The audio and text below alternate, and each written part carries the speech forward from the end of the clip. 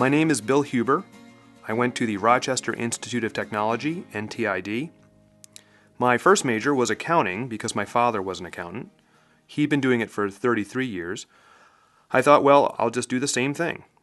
Well, no, that's not my niche, I found out. It just wasn't a good fit for me. And I decided to go to England for a study abroad program. And that's where I used my computer a lot for communicating with my relatives, my friends that were back on the mainland here in the United States. And I got even more fascinated on how that worked with the emails and all that information, how it's saved and the data that's in an email and going back and forth and communicating. And I had an epiphany.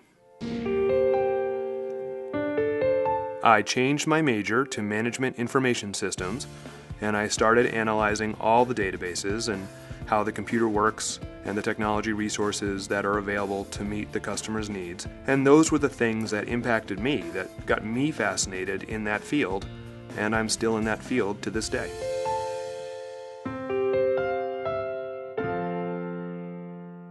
IBM is a global company. It's a global technology company. There's a lot of opportunities, whether it be software development, hardware, sales, support, services, consulting. There's a vast variety of opportunities within the company itself.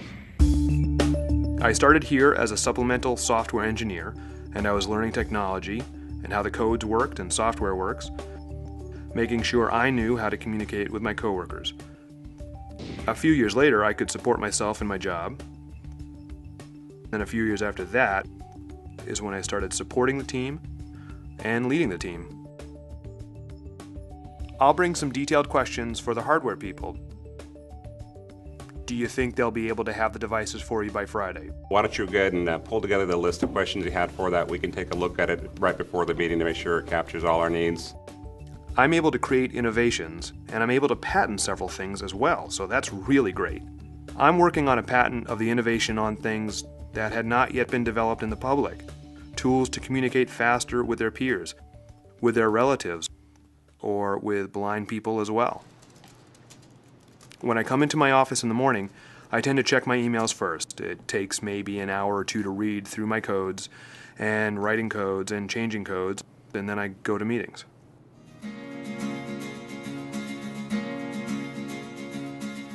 The things that I've done kept increasing more and more with the more experience that I had, the more research that I did. I'm better than I was yesterday, and I keep adding on to that, increasing my experience, increasing my knowledge. That was part of the requirements.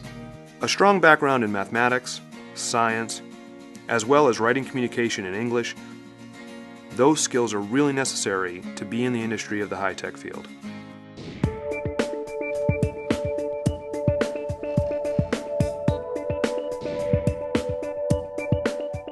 My name is Chin Kwan,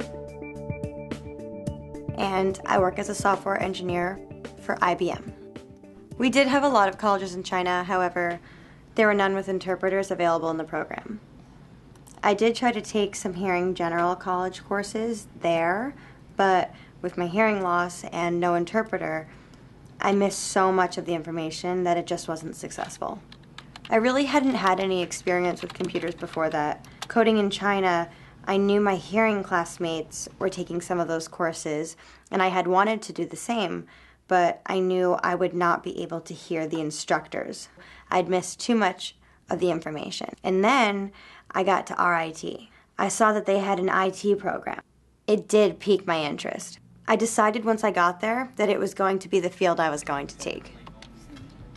I get to provide technical expertise by phone and email. I also provide customers with remote technical assistance to help them resolve any technical issue that they may have with their WebSphere application servers. And I also do provide some technical analysis and decode traces for those customers where we can help them resolve complex technical issues. Yeah, that's something that I need to ask the customer about, just to make sure that there's no other Java processor running at the same time. I also like math.